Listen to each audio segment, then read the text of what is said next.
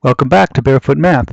Today I'm going to tell you about the Ehrenfeucht-Mycielski sequence. This is a sequence of zeros and ones that starts 0, 1, 0, and after that it's constructed according to the rule that you do the opposite of whatever you did the last time you were in the same situation. But I have to explain what I mean by the same situation. Initially, same situation is just going to mean, have you seen that bit before, the last bit of the current part of the sequence. So in this case, the last bit here is a 0, and we've seen a 0 before. The previous time we had a 0, we followed it by a 1, so this time we do the opposite and follow it by a 0. Have we seen a 0 before? Yes, we have. We saw it here, we saw it here, but the most recent time we saw a 0 was here, and after that 0, the next bit was a 0. So now we do the opposite, and instead of following this 0 by a 0, we follow it by a 1. Now at this point we expand our notion of what we mean by something you've seen before. Yes, we've seen the last bit, a 1, before in the sequence, but we've seen the last two bits before. 0 followed by 1 occurred back here. Here, 0 followed by 1 was followed by 0, so now we do the opposite. 0 followed by 1 gets followed by 1. Now, the last two bits now are a 1 and a 1, and we've never seen 1, 1 before. So we fall back on the earlier rule that says just look at the last bit. Here the last bit is a 1.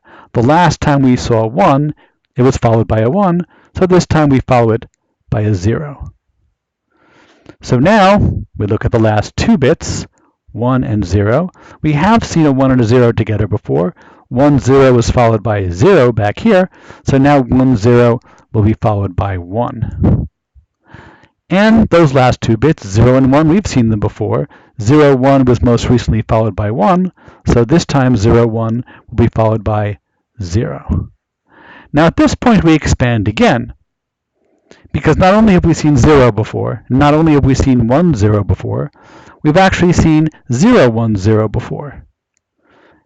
The first time and the previous time that we saw 0, 1, 0 was followed by 0, so now we follow it by a 1. Now you may think I'm sort of inconsistently deciding how many bits at the end I'm going to look at, but in fact, in every case, if I tried to find a longer sequence of bits, you would see that I haven't seen it before. Here's an example. Let's look at the last four bits here, 0, 1, 0, 1. There is no earlier occurrence of 0, 1, 0, 1 in the sequence. So we have to narrow our focus and look at just the last three bits. 1, 0, 1. We've seen that before. 1, 0, 1 was followed by a 0, so now 1, 0, 1 should be followed by a 1.